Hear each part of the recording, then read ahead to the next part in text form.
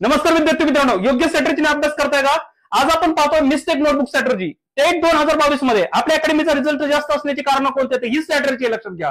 या दोन्ही सब्जेक्टला लागू पडतात. म्हणजे जे कॅल्क्युलेशनचे सब्जेक्ट आहेत आणि जे न कॅल्क्युलेशन करण्याचे सब्जेक्ट आहेत, दोन्ही विषयांना हे लक्षात घ्या लागू पडतात. त्याला डिटेल्स मध्ये समजून घेऊ. आता हा तसं क्लास बघितला, हे जर लेक्चर बघितलं तर पेन क्लास मध्ये आपण शिकवतो, पण यावेळेस विद्यार्थ्यांना आपण फ्री मध्ये देत आहोत. कारण त्या दिवशीचे लेक्चर झालेलं फ्री मध्ये बऱ्याच जणांना लिंक मिळाली नाही, बऱ्याच जणांना हे लेक्चर पर्यंत पोहोचता आले नाही. पण आजचे लेक्चर हे फ्री मध्ये आणि युट्यूबला आपण अपलोड करणार आहोत आणि युट्यूबला आपण काय करतो, लाईव्ह करणार आहोत. त्याच्यामुळे त्याच्याबद्दल तुम्हाला काही चिंता नसावी. तुम्ही समजून घेऊ शकता मिस्टेक नोटबुक स्ट्रॅटेजी म्हणजे काय. याचा उपयोग जर तुम्ही अभ्यासामध्ये केला तर लक्षात घ्या, निश्चित तुम्हाला यश मिळू शकतं आणि निश्चित पद्धतीने तुमच्या कमकुवत बाजू तुम्ही पक्क्या करून यशापर्यंत पोहोचू शकतो. खूप डिटेल्स मध्ये समजून घेऊ, कारण हा व्हिडिओ जरा मोठा होऊ शकतोय. पण शेवटपर्यंत थांबला तर तुमची एकही शंका अशी राहणार नाही की सर ते क्लिअरच झाली नाही. सगळ्या शंकाचं तुमचं निरसन केलं जाईल. ओके, चला स्टार्ट करूया. बघा, त्याच्यामध्ये सुरुवातीला बघूया की अभ्यासक्रमामध्ये विषय कोणते असतात. आता डिटेल्स मध्ये तुम्हाला सगळ्यांना माहिती आहे, पण काही गोष्टी मला पुढे एक्सप्लेन करण्यासाठी खूप गरजेचे आहेत. बघा, संख्यात्मक काही विषय आहेत त्याच्यामध्ये आपण म्हणतो की क्वांट म्हणतो, त्याला क्वांटिटेटिव्ह ऍप्टिट्यूड म्हणतात.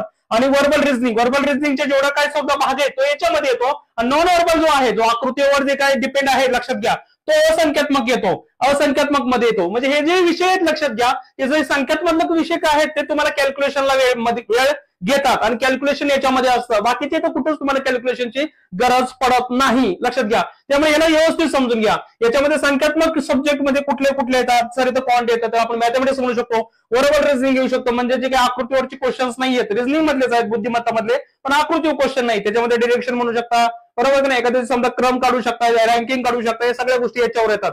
आणि जे काही आकृतीवर आहेत ते नॉन वर्बल रिझनिंग मध्ये सगळं काही येईल. तो आपल्याला थोडक्यात आपलं डोबं असं व्याख्या करू शकतो. नॉन वर्बल रिझनिंग मध्ये सर काय येतं, आता बराचसा रिझनिंगचा पार्ट सगळं संख्यात्मक मध्ये येत नाही, ते आकृतीमुळे ते तिकडे जातो, असंख्यात्मक म्हणता येईल किंवा नॉन न्यूमेरिकल म्हणता येईल. आता याच्यामध्ये मराठी येतं लक्षात घ्या, इंग्लिश येतं, जनरल नॉलेज येतं. आता जनरल नॉलेज मध्ये सगळे सब्जेक्ट येतात, हिस्ट्री येतं, जिओग्राफी येतं, पॉलिटिकल सायन्स येतं, विज्ञान येतं, अलग विषय सगळे आले. आणि याच्यामध्ये ऍप्टिट्यूड, इंटरेस्ट, ऍडजस्टमेंट, पर्सनॅलिटी. आता मी तुम्हाला सांगितलं कल, आवड, उपयोजन आणि व्यक्तिमत्व. बरेच जण याला काय म्हणतात, बालमानसशास्त्र, अध्यापनशास्त्र म्हणतात. मी वारंवार सांगितले, परत एकदा सांगतो, बालमानसशास्त्र, अध्यापनशास्त्र हे अभ्यासक्रमात नाही.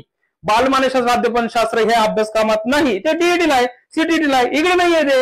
इकडे तुम्हाला कल, आवड, उपयोजन, समायोजन आणि व्यक्तिमत्व याच्यावरच तुम्हाला क्वेश्चन्स येतात. ह्या संकल्पना जरी मानसशास्त्राच्या असतात तरी हा मानसशास्त्र सेपरेट विषय म्हणून टीचिंग केला जातो. हे आता त्यांचं मत आहे, लक्षात घ्या. पण ज्यांना 2017 एक्झाम झाली, 2022 मध्ये डेट, तरी त्यांना अजून काही गोष्टी आकलन झाले नाहीत असं म्हणायला हरकत नाही. पण ठीक आहे, काय हरकत नाही, तुमचा बिलीव आहे तर तुम्ही करू शकताय. पण सध्या याच्यावर जास्त फोकस करा. कल, आवड आणि तुमचं उपयोजन, व्यक्तिमत्व आणि समायोजन याच्यावर तुम्हाला ह्या 4 गोष्टी दिसत आहेत. तुम्हाला याच्यात उपयोजन ऑलरेडी सगळीकडेच येतं, त्यामुळे मी त्याला उपयोजनला याच्यात टाकतो, जेणेकरून तुमचं ज्ञानाचं उपयोजन करण्यासाठी तुमची जी काय मानसिकता आहे ती याच्याशी रिलेटेड येते. त्याच्यामुळे आपण याला 5 गोष्टी म्हणू शकतो. पण तुम्हाला अभ्यासक्रमामध्ये कल, आवड लक्षात घ्या, इथं समायोजन आणि व्यक्तिमत्वच आहे. पण उपयोजन भाग आपण का टाकतो, कारण ही एक्झामच उपयोजनात्मक आहे. मागील व्हिडिओमध्ये मी सांगितलंय तुम्हाला की त्याचा अर्थ काय होतो. आता हे सगळ्या संख्यात्मक आणि नॉन संख्यात्मक आहेत ज्या गोष्टी तुम्हाला सगळ्या कळल्या असतील, आणि हा तुमचा सिलेबस आहे, असा डिवाइड करायचा. आता काय करायचं आहे, हे स्ट्रॅटेजीला कसं उपयोगी पडतोय तुम्हाला चांगल्या प्रकारे पुढे समजेल. आता बघा, पुढे येतो मी. याच्यामध्ये हे जे काही क्वांट आहे किंवा वर्बल रिझनिंग आहे, याच्यामध्ये संख्यात्मक गोष्टी येतात. आता याचा जो वाटा असतो ना लक्षात घ्या, याच्यामध्ये तो जास्त असतो. लक्षात घ्या, मॅक्झिमम जी गोष्ट आहे ना याच्यामध्येच येते. लक्षात घ्या, मॅक्झिमम जी गोष्ट आहे ना तुमचं यश मिळवण्यासाठी जी कारणीभूत ठरतं ना, ते लक्षात घ्या. हे लक्षात घ्या, क्वांट म्हणजे तुमची मॅथमॅटिक्स म्हणू शकतो, वर्बल रिझनिंग हा जो भाग आहे लक्षात घ्या. आकृती सोडून जेवढं काही रिझनिंग असेल ते सगळं आपण काय म्हणू शकतो, वर्बल रिझनिंग. अलग लक्षामध्ये. आता याच्यामध्ये मॅक्झिमम वाटा या विषयांचा आहे, म्हणजे याचा अर्थ पूर्णतः फोकस याच्यावरच करायचा, बाकी करायचा नाही असं नाही. खूप बारकाईने समजून घ्या. म्हणजे हे जे विषय आहेत ना तुमचे, हे कॅल्क्युलेशन मध्ये वेळ घेतात. लक्षात घ्या, कॅल्क्युलेशन मध्ये वेळ घेतात. कॅल्क्युलेशन करायला तुम्हाला वेळ घेतात.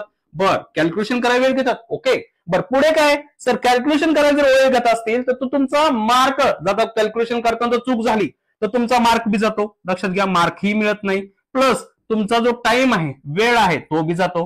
म्हणजे जे काही सोपे प्रश्न आहेत तिथपर्यंत तुम्हाला पोहोचता येत नाहीत. याच्यावर काम केलं पाहिजे. लक्षात घ्या, याच्यावर काम केलं तर तुम्हाला त्या चांगल्या गोष्टी लक्षात येतील. आता तुम्हाला समजलं पाहिजे की सर हे क्वांट मध्ये मी कसं करू आणि वर्बल रिझनिंग मध्ये कसं करू. आता तुम्ही कुठलेही बॅचेस जॉईन करता, कुठल्याही क्लासेस जॉईन करता, पण तुम्हाला ह्या डिटेल्स मध्ये सगळ्या गोष्टी सांगितल्या नाहीत. ते टीचिंगचं काम केलं जातं लक्षात घ्या, आणि बाकीच्या गोष्टीकडे थोडं इग्नोर केलं जातं. पहिलं तुम्हाला कळलं पाहिजे की हे न्यूमेरिकल सब्जेक्ट आहेत, हेच माझ्या याच्यामध्ये जास्त साठ आहे. याचा वाटा आहे, लक्षात घ्या. आणि याचाच जास्त काही क्वेश्चन मध्ये आहेत, त्यांचा साठा आहे. आणि ते क्वेश्चन सोडवायला गेले की थोडी अडचण निर्माण होते. त्याला सुद्धा टेक्निकने आपण त्या गोष्टी फॉलो केल्या पाहिजेत. त्या टेक्निकने आपण स्ट्रिक्स वापरल्या पाहिजेत, आपण स्ट्रॅटेजी वापरली पाहिजे. ते तुम्हाला चांगल्या प्रकारे लक्षात येईल पुढे हळूहळू. आता मला कळलं की सर न्यूमेरिकल समजा जेवढे काय सब्जेक्ट आहेत यांचा वाटा जास्त आहे, म्हणजे हेच करायचं बाकी करायचं नाही, मी असं म्हणलेलं नाही. या विषयांना थोडं काळजीपूर्वक पाहावं लागतं. याच्यातला जो मेन जे काही घटक आहे, जो त्यावर जो पाया म्हणता येईल तो कॅल्क्युलेशन आहे. आणि कॅल्क्युलेशनवर तुमचा मार्क आणि वेळ या दोन्ही गोष्टी वाचतात. चांगल्या पद्धतीने कॅल्क्युलेशन केलं तर मार्क मिळेल, नाही केलं तर तो वेळ बी घेईल, लक्षात घ्या, मार्क बी जाईल. त्यामुळे थोडं काळजीपूर्वक याला समजून घ्या. बरं, आता हे जे काय आहेत लक्षात घ्या, नॉन न्यूमेरिकल सब्जेक्ट म्हणू शकतो आपण. याच्यामध्ये तुम्हाला कॅल्क्युलेशन नसतंच, जवळजवळ नसतं.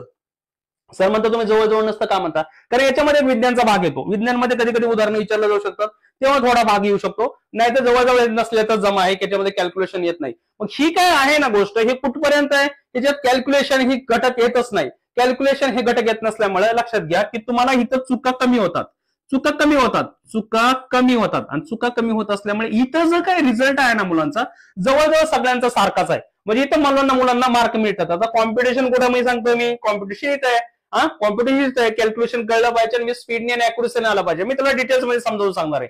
कॅल्क्युलेशन कसं वाढवायचं, तुमचं स्पीड कसं वाढला पाहिजे, तुमचं अॅक्युरेसी कसं वाढलं डिटेल्स मध्ये पाहणार आहे आपण. स्ट्रॅटेजी काय अर्धवट सोडणार नाही. कितीही मोठा व्हिडिओ झाला तर तुम्हाला डिटेल्स मध्ये समजावून सांगेल.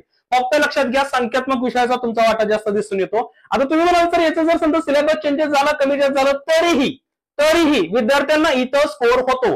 तरीही इथं विद्यार्थ्यांना स्कोर होतो, लक्षात घ्या. स्कोर होत नाही इथे, स्कोर होत नाही ते. म्हणजे तुमचा रिझल्ट ठरवणारे, तुमचे रँक ठरवणारे जे काही सब्जेक्ट आहेत त्याला आपण हे सब्जेक्ट म्हणू शकतो. परत रिपीट करतो, यांच्याकडे आपण इग्नोर करू शकत नाही, लक्षात घ्या. आता पुढे डिटेल्स मध्ये समजून घेऊया की ह्याच्यात चुका कमी होतात. ही गोष्ट मला तुम्हाला फक्त समजावून सांगायची होती. आणि याच्यामध्ये याचाही वाटा आहे, पण याच कम्पेअर टू लक्षात घ्या हे जे काही न्यूमेरिकल सब्जेक्ट आहे त्याच्या तुलनेमध्ये कमीच, लक्षात घ्या. आता बऱ्याच जणांना इथं स्कोर होतो, आता सरासरी म्हटलंय इथं स्कोर होतो, इथं होत नाही असं मी म्हणत आहे. बरं, पुढे सर पुढे काय मग, पुढे समजून घ्या. सर हे कन्सेप्ट इज किंग काय माहिती आहे, कन्सेप्ट इज की काय समजून घ्या. हे क्वेश्चन आहेत. आता सर म्हणजे क्वेश्चन कसं काय समजून घ्या. जी एक्झाम तुम्ही देताय, जी एक्झाम देताय ती कोणती एक्झाम देताय, टेट. सर हे काय आम्हाला माहित नाही काय, असं म्हणू शकता तुम्ही, पण नाही, समजून घ्या. बघा टेट देतोय, ही लिखी तर नाहीये, लिखी एक्झाम नाहीये, ही एक्झाम आहे एमसीक्यूची, ही एक्झाम आहे एमसीक्यूची. आता मुलगा जो पहिली चूक करतो ती चूक समजून घ्या. पहिली चूक काय करतो, इतर कुठल्याही अकॅडमी जॉईन करतो, कुठल्याही. आता त्यांचं टीचिंग कसं आहे, त्यांच्या स्ट्रॅटेजीनुसार असतंय. अलग लक्षामध्ये माझं टीचिंग माझ्या स्ट्रॅटेजीनुसार आहे. पण मला असं दिसून येतं की हे जे एक्झामची जी की आहे ना ते क्वेश्चन्स आहेत. आणि क्वेश्चनच विद्यार्थ्याचे मार्क बी घेतात आणि वेळ बी खातात. बघा मी काय म्हणतोय, विद्यार्थ्याचे मार्क बी घेतात आणि वेळ बी खातात. म्हणजे मार्क मिळत नाही, वेळ बी जातो. त्या पद्धतीने रचना असते क्वेश्चन, एक्झामिनरचा माइंडसेट त्या पद्धतीने असतं थोडक्यामध्ये. आणि ही एक्झाम आहे ती लिखी नसते. मग सर मग हे काय सांगताय आम्हाला, लेखी नाही आम्हाला माहिती की ऑब्जेक्टिव्ह आहे. पण मग तुम्ही असा अभ्यास का करता, की वाचन जास्त करताय आणि प्रश्नांचा सराव कमी करताय, प्रश्नांचा सराव कमीच करतात, नाच्या बरोबर करतात. खरं तर पुढे मी डिटेल्स मध्ये सांगणार आहे तुम्हाला की वाचन किती करायला पाहिजे, कसं करायला पाहिजे, रिवाइज किती करायला पाहिजे आणि जास्त क्वेश्चन कसे सोडवले पाहिजे, हे मी पुढे डिटेल्स मध्ये सांगणार आहे. कोणतीही एक्झाम एमसीक्यू असेल तर तुम्हाला प्रश्नांचाच आधार घ्यावा लागतो. कमी वाचन आणि प्रश्न तुम्हाला करावा. तुम्ही म्हणतो काय वाचन सोडून द्या, वाचायचं, वेळ जास्त त्याला द्यायचा नाही. मी डिटेल्स मध्ये बोलणार आहे तुम्हाला त्याच्याबद्दल. हे लक्षात घ्या, ही एक्झाम एमसीक्यू आहे. एमसीक्यू एक्झामला तुम्हाला प्रश्नांचा सराव जास्त लागतो. प्रश्नांचा सराव म्हणजे कितीही 25-30 हजार प्रश्न दिले तर सोडवा असं नाही. प्रश्नांचा सराव म्हणजे फक्त प्रश्न सोडवला असं नाही. प्रश्नांचा सराव हा त्या पद्धतीने असला पाहिजे. थोडक्यामध्ये इतर क्लासेस तुम्हाला टाईप वाईज शिकवतात, टाईप वाईज शिकवत जातात. एक टाईप, दुसरा टाईप, तिसरा टाईप, चौथा टाईप, पाचवा टाईप. आणि आपलं माइंडसेट जे बनतं ना टाईप वाईज बनतं. म्हणजे मला थोडक्यात म्हणायचं, एक्झाम मध्ये स्क्रीनवर मला क्वेश्चन दिसला, मला तो एकच डोक्यात येतो, चॅप्टर कोणता आहे आणि तो कुठला टाईप आहे, असंच डोक्यात येतं. कारण जेवढे तुम्ही क्लास केले असतात, जेवढे काही लेक्चर्स केले असतात, लक्षात घ्या, जेवढे लेक्चर्स केले असतात टाईप वाईज केले असतात, त्याच्या माइंड सेट मध्ये ते झालेलं असतं. Type wise. जो क्वेश्चन दिसतोय तो त्याच्या टाईप मध्ये बसवायचा प्रयत्न करतो. असे विद्यार्थी भरपूर आहेत. भरपूर क्लासेसमध्ये असं टीचिंग केलं जातं, भरपूर. तुम्ही त्यांना कधी म्हणतच नाही सर हा चॅप्टर आहे ना, या चॅप्टरमध्ये किती कन्सेप्ट आहे सांगा. ट्रेन आहे किती कन्सेप्ट आहे, नाही तुम्ही मागणी करत.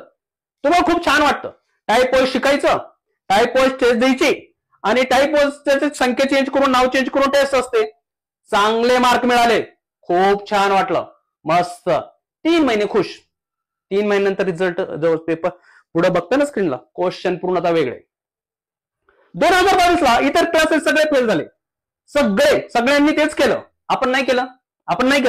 आपल्याला माहितीये, मी स्वतः छाती टोकणे सांगतो, आपल्या क्लासमध्ये आता दुसऱ्यांदा नाही लागत, माझ्या क्लासमध्ये मी जेवढं काय शिकवतो तो एक्झामला येईलच असं नाही. ज्या कन्सेप्ट तुम्ही माझ्याकडून शिकाल त्या कन्सेप्ट 100% येणार. 100% त्या कन्सेप्टवर तुम्ही क्वेश्चन सोडवणार. टाईप वाईज विचारच करणार नाहीत तुम्ही. याला फाटा आहे आपल्याकडे. नो टाईप, कन्सेप्ट त्या चॅप्टर मध्ये किती कन्सेप्ट आहेत हे सांगितलं होतं. एक्झामिनरचं माइंडसेट सांगितलं होतं. ती कन्सेप्ट बनवताना एक्झामिनर कसा आपला विचार करतो, विद्यार्थ्यांची सायकोलॉजीशी कसा खेळतो, या सगळ्या गोष्टी सांगितल्या जातात. एक्झामिनरचा माइंडसेट मध्ये एक्झामिनरचा ट्रॅप असतो, तो ट्रॅप आपण पकडतो. तो ट्रॅप पकडला की आपल्याला कळतं की स्टुडंटच्या मिस्टेक कुठल्या होऊ शकतात, विद्यार्थी कुठं चुकतो हे समजलं जातं. स्टुडंट स्ट्रॅटेजी काय असली पाहिजे, टॉपर स्ट्रॅटेजी काय असली पाहिजे, स्टुडंट स्ट्रॅटेजी म्हणजे टॉपर स्ट्रॅटेजी ही काय असली पाहिजे हे प्रत्येक कन्सेप्टला समजावून सांगितलं जातं. टाईप 1 उदाहरण सोडवलं नाही, आपल्याकडे असं नाही. कन्सेप्ट शिकवली जाते. एक समजा ठराविक चॅप्टर आहे, त्यातले कन्सेप्ट शिकवले जातात. विद्यार्थ्यांना सांगितलं जातं एक्झामिनर तुम्हाला कुठं कुठं पकडू शकतो, कसा पकडू शकतो, कुठल्या गोष्टी आहेत बाबा या ठराविक चॅप्टर मध्ये. एक चॅप्टर जर टार्गेट केला तर त्या चॅप्टर मध्ये किती कन्सेप्ट आहेत. प्रत्येक कन्सेप्ट तुम्हाला अशी बी शिकवली जाते की सोप्याकडून अवघडाकडे. तुम्हाला कळतच नाही कधी मी अवघडाकडे गेलो, आणि त्याच्यामध्ये असं कधी कन्सेप्ट शिकताना आपण असं उदाहरण सोडवतो की जे ऑलरेडी कुठल्या तरी मोठ्या एक्झामला येऊन गेलेलं असतं. याच्यामध्ये कन्सेप्ट शिकवत असताना आपण सगळ्या विषयाचा विचार केलेला आहे. सॉरी, बघा कशाचा विचार केला सर. IBPS, TCS, MKCL तीनही परीक्षांचा विचार केलाय, प्लस MPSC चा सुद्धा विचार केलेला आहे. परत म्हणू नका मी MPSC एक्झाम घेते असं म्हणलोय, अजिबात नाही. या तिन्ही पैकी एक जण एक्झाम घेणार आहे. वारंवार सांगतोय, अजून मी रिपीट करतो, मी 2022 IBPS पॅटर्न येणार नाही. या तिन्ही पैकी एक्झाम कोणी घेऊ शकतो, 2022 चा पॅटर्न येणार नाही. हा व्हिडिओ आहे, मागचा व्हिडिओ आहे, तो तसाच तुम्ही युट्यूबला राहणार, लक्षात घ्या. तसाच ठेवणार आहे मी, त्याला डिलीट करणार नाही. तुम्हाला कळेल, हळूहळू तुम्हाला चांगल्या पद्धतीने लक्षात घेईल. बरेच जण म्हणतो आता एक्झाम होईल तसं होईल. मी मागं सांगितलंय मे 2025 बघा, मे 2025 एंडिंग पर्यंत तुम्हाला काय दिसणार आहे, नोटिफिकेशन आलेलं दिसेल असं सांगितलंय. त्याच्यानंतर एक्झाम होणार, तोपर्यंत नाही. अलग लक्षामध्ये. तो विषय वेगळा आहे, त्याच्याबद्दल मी बोलत नाही. मला समजावून सांगायचं आहे की सर कन्सेप्ट सगळं काय आहे. तुम्ही टाईप वाईज अभ्यास करून फसू शकताय, आणि फसलेत विद्यार्थी. आपले विद्यार्थी का फसले नाहीत, आपला क्लासचा रिझल्ट का चांगला आला, याचं कारण एकमेव आहे, कन्सेप्ट. विद्यार्थी एक्झाम हॉलमध्ये गेल्यानंतर, क्वेश्चन स्क्रीनवर दिसल्यानंतर एकच विचार करतो, चॅप्टर कोणता आहे, तो प्रत्येक विद्यार्थी करतो. राहिला प्रश्न, ती कन्सेप्ट त्या चॅप्टर मधली कुठली आहे. होऊ शकतं 2 कन्सेप्टला मिळून एक क्वेश्चन बनलाय, होऊ शकतं सेपरेटली कुठला क्वेश्चन, त्याच्या बाहेर क्वेश्चन जात नाही. अलग लक्षामध्ये ही गोष्ट तुमच्या लक्षात ठेवा. एक्झामिनरचा माइंडसेट आपण पकडायला शिकलेला असतो. एक्झामला कुठे ट्रॅप टाकतो कळतं, म्हणजे सिली मिस्टेक कमी होतात, म्हणजे स्टुडंटच्या मिस्टेक आपल्याला माहित असतात, त्या कन्सेप्ट कुठं होतात, त्यामुळे आपल्याला त्या चुका होत नाही. आणि स्टुडंटला कळतं की टॉपर स्ट्रॅटेजी कशी यूज करायची त्या कन्सेप्टला. ह्या सगळ्या गोष्टी आपल्याला त्याच्यामधून दिसून येतात. ऑलरेडी तुम्हाला एक गोष्ट माहिती. आता बघा, त्याच्यासाठी तुम्ही म्हणाल की सर आम्ही इतर बॅचेस जॉईन केले, आता काय करायचं. बऱ्याच जण म्हणतात सर इतर क्लासेस जॉईन केलेत, सगळे टाईप वाईज शिकवतात, सर आता काय करायचं. तुम्ही 5 नंबरची बॅच जॉईन करू शकता.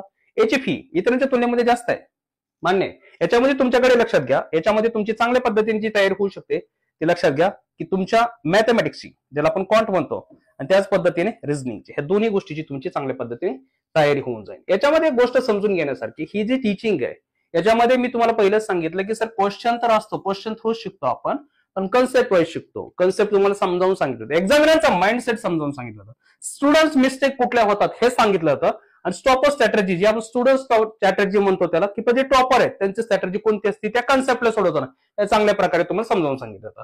ह्याच्यामध्ये 2 विषयांना चांगल्या पद्धतीने तुम्हाला फायदा होईल. प्लस याच्यामध्ये तुम्हाला 17,000 जीकेचे क्वेश्चन्स बी मिळून जातील.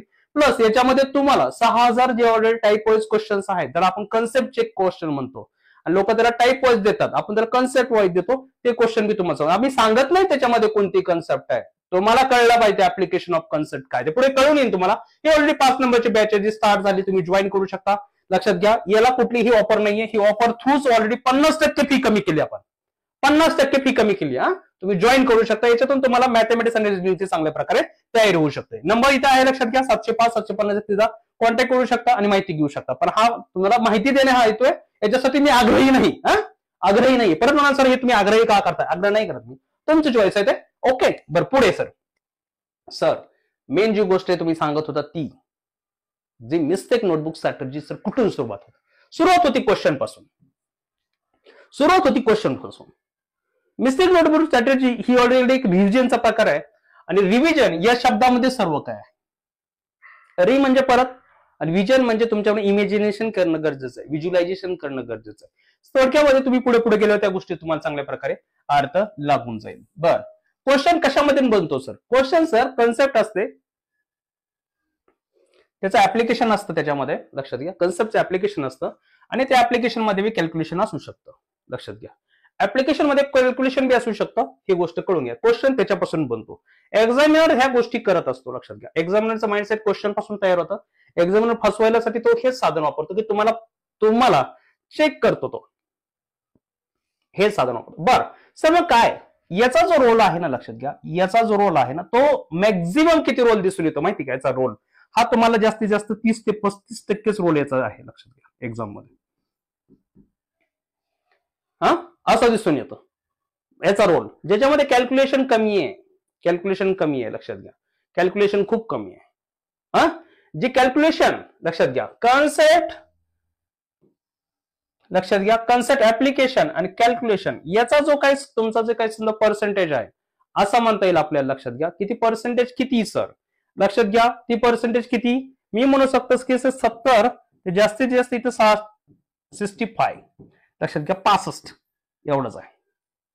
म्हणजे तुमच्या गोष्ट लक्षात येते का की मॅक्झिमम ज्या गोष्टी आहेत ना, कन्सेप्ट ऍप्लिकेशन आणि कॅल्क्युलेशन याच्यावर आहे.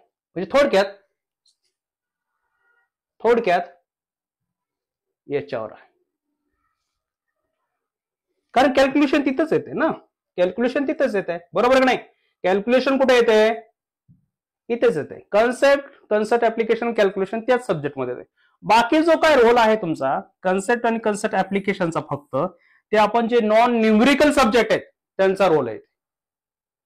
अलग लक्षामध्ये हे गोष्ट समजून घ्या. बर, पुढे याला आता डिटेल्स मध्ये समजून घेणार आहेत आपण की क्वेश्चन सर बघा, क्वेश्चन मध्ये बघा क्वेश्चन, कन्सेप्ट ऍप्लिकेशन आणि कॅल्क्युलेशन हे सगळे मुद्दे आपण व्यवस्थित समजून घेणार आहे.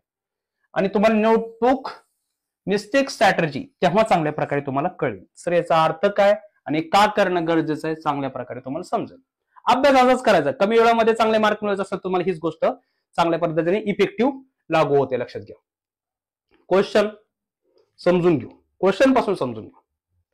बघा, स्पीड ऑफ रिडिंग जमलं पाहिजे. स्पीड ऑफ रिडिंग कसं वाढवायचं मी पुढे सांगेल. फक्त काही गोष्टी होतात लक्षात घ्या. स्पीड ऑफ रिडिंग म्हणजे काय?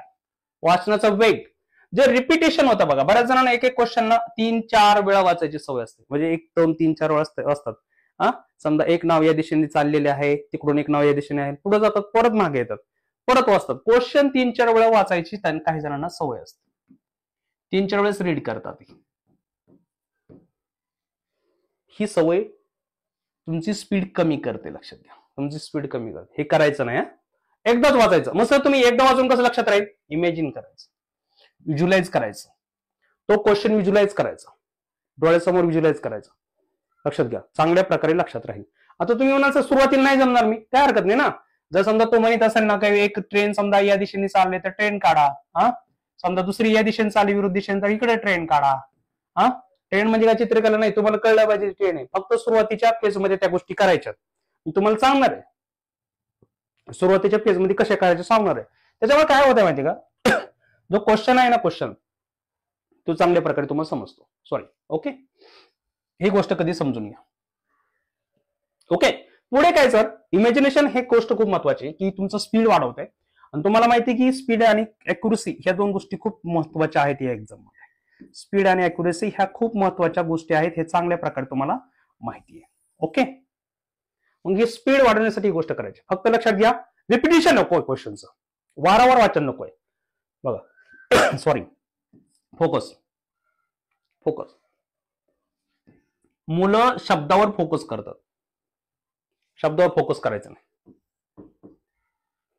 सेंटेन्सवर फोकस करायचं, सेंटेन्सेसवर. पूर्ण वाक्य वाचायचं. तुम्ही एक्झाम हॉलमध्ये जेव्हा जाता, तुमच्या स्क्रीनवर असं क्वेश्चन दिसतो, क्वेश्चन एक्झामिनरने बरोबर तोडलेला असतो. पूर्ण स्टेटमेंट कधीच नसतं, लक्षात घ्या. निम्म स्टेटमेंट झालं असतं, निम्म पुढे एक स्टेटमेंट असतं. म्हणजे तुमच्या स्क्रीनवर असं दिसून येतं, लक्षात घ्या. थोडक्यामध्ये समजावून सांगतो. इथं समजा ही तुमची कॉम्प्युटरची स्क्रीन आहे. ओके, क्वेश्चन इथून स्टार्ट झालाय, इथं तुमचं एक स्टेटमेंट काय झालंय, संपलंय. दुसरं स्टेटमेंट लगेच तो इथून काय करतो, चालू करतो. तर स्टेटमेंट इथं संपत, तिसरं स्टेटमेंट इथून चालू होतं आणि इकडे संपत. आपण काय करतो माहिती का, वर्ड्स वाचतो. वर्ड्स म्हणजे समजा तुम्ही हिरव्या कलर मध्ये दिसतंय ना तुम्हाला, डॉट डॉट डॉट, तेवढंच वाचणार. परत हे अर्धवट वाचणार, परत अर्धवट, आणि परत आपण रिपिटेशन वाढतं त्याने. त्याच्यामुळे एक गोष्ट करायची, पूर्ण सेंटेन्स वाचून घ्यायची सवय लावायची. पूर्ण सेंटेन्स वाचायचं. सर कसं कळायचं सेंटेन्स, जिथं पूर्णविराम आहे ते पूर्ण सेंटेन्स ते वाचायची सवय लावायची. दुसरी गोष्ट, त्याचबरोबर इमॅजिनेशन करायचं त्या वाक्यात काय सांगितलं क्वेश्चन मध्ये. आता हा मी फक्त याच्याच बाबतीत सांगत नाही, मी फक्त या सब्जेक्टच्या बाबतीत सांगत नाही. परत एकदा रिपीट करतो मी तुम्हाला. तुम्ही म्हणाल सर मी याच्याच बाबतीत सांगताय का तुम्ही फक्त, नाही, याच्या बाबतीत तर आहेच आहेत, पण या बाबतीत सुद्धा लक्षात ठेवा, या बाबतीत सुद्धा तुम्हाला त्या गोष्टी लागू होतात. पूर्ण क्वेश्चन वाचायचा, अर्धवट वाचायचा नाही. ओके, पण पुढे एक गोष्ट अजून याच्यात समजून घ्यायची, ती कोणती बघा. याच्यामध्ये जर समजा मला वर्ड्स वाचायचे नाहीत, रिपिटेशन करायचं नाही, ही गोष्ट कळाली सर, हे राईट डाटा काय बघा. जी माहिती दिली ना ती लिहायची थोडी सवय लावा. तुम्ही म्हणाल सर मी क्वेश्चन उतरून काढू काय, नाही, क्वेश्चन उतरून काढायचं नाही. बघा, इमॅजिनेशन केलं, सुरुवातीच्या फेज मध्ये तुम्ही आकृती काढू शकता. ह्याची स्पीड समजा 24 किलोमीटर प्रति हावर आहे, लिहा. याची 30 किलोमीटर प्रति हावर आहे, लिहा. प्रति हावर आहे, लिहा. किलोमीटर प्रति हावर आहे, लिहून काढा, काही फरक पडत नाही. कोणत्या दिशेने जात आहे, या असं दाखवू शकताय. हे राईट डाटा विथ कशाला, इमॅजिनेशन. सुरुवातीला इमॅजिनेशन जमत नसेल तर ठीक आहे, या पद्धतीने तुम्ही त्याला काय करू शकता, ग्राफ करू शकता किंवा आकृती काढू शकता. लक्षात घ्या, ठीक आहे, ही तुम्हाला कळलं पाहिजे. आता एक समजून घ्या, इथं तुम्हाला मेन गोष्ट इथे बघा. काही जण काय करतात माहिती का, बघा डायग्राम, बघा क्वेश्चन दिलाय, डायग्राम मध्ये बघणार, परत क्वेश्चन कडे जाणार. काही जण डायग्राम बघतात, परत क्वेश्चन कडे बघतात, दिलंय का पास, दिलंय का पास, असं करत बसतात. या दोन्ही वेगवेगळ्या गोष्टी करतात. काही जण डायग्राम बघतात, क्वेश्चन कडे जातात, परत क्वेश्चन बघतात, डायग्राम कडे येतात. वारंवार गोष्ट करतात. त्याच्यापेक्षा एक गोष्ट लक्षात ठेवायची, डायग्राम आहे ना, काय सांगितलं त्याने बाबा, समजा सांगितलं बाबा, उदाहरणार्थ समजा दिलेलं आहे आपल्याला की ट्रेनच्या बाबतीत दिलंय, तर तुम्ही डायग्राम काढा ना कच्ची. कच्ची डायग्राम काढा, 2 ट्रेन काढा, त्यांचे साईन लिहा, स्पीड लिहा, जसं मी वरती सांगितलं त्या पद्धतीने. हा, आता डायग्राम येतात. तुम्ही म्हणाल सर डायग्राम कुठे येते, डायग्राम येतात ना, लक्षात घ्या कुठे येतात. याच्यात सुद्धा येतात, ग्राफ येतात ना.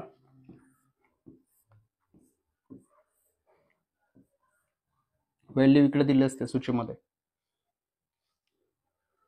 इकडे नॉन व्हर्बल रिझनिंग मध्ये सुद्धा डायग्रामवरच क्वेश्चन असतात. तेव्हा काळजीपूर्वक बघायचं पाहिजे, कारण मुलांना काय होतं माहितीये का, मुलं इथं मिस्टेक एक करतात, त्यांच्यामुळे स्पीड कमी होतो. लक्षात, तो तुमचा स्पीड आहे ना, तो स्पीड तुमचा कमी होतो.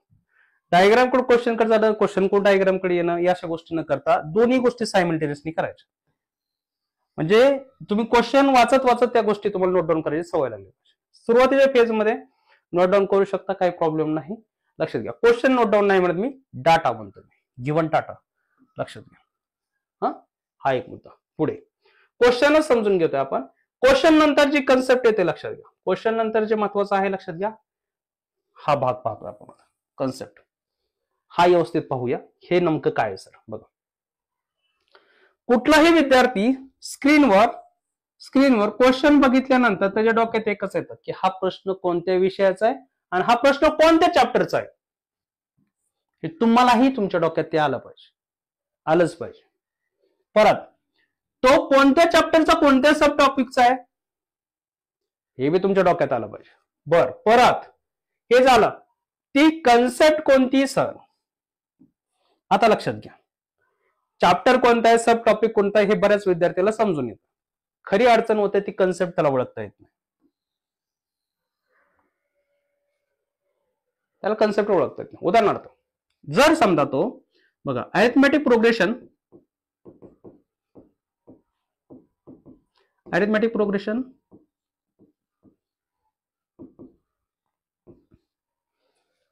अंकगणिती श्रेणी हा चॅप्टर आहे.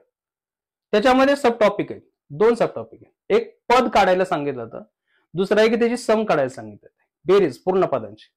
आता त्याच्यामध्ये मी काही कन्सेप्ट आहे, तर त्याच्यामध्ये सब टॉपिक कोणता आहे बाबा, सम काढायला सांगितली असेल समजा, तर सम काढायला सांगायमध्ये मी कन्सेप्ट आहे, त्याच्यातली कोणती कन्सेप्ट आहे ते कळलं पाहिजे. म्हणून मी तुम्हाला पहिल्यांदा काय म्हटलं होतं की जर समजा कुठेही एखाद्या तुम्ही क्लासला जॉईन केला, ज्याने टाईप वाईज शिकवलं ना, तो फसतो, तो टाईप शोधत बसतो आणि त्याला टाईप जसा तसं सापडत नाही, तसं सापडत नाही, पण त्याला अडचण होते. तसं आपल्याकडच्या विद्यार्थ्याला ते अडचण होत नाही आणि तुम्ही सवय लावून घ्या, काय फरक पडत नाही. कुठेतरी क्लास लावला असाल, ठीक आहे, चुकला असाल निर्णय असं वाटत असेल तरी तुम्ही डिसमूड होऊ शकता.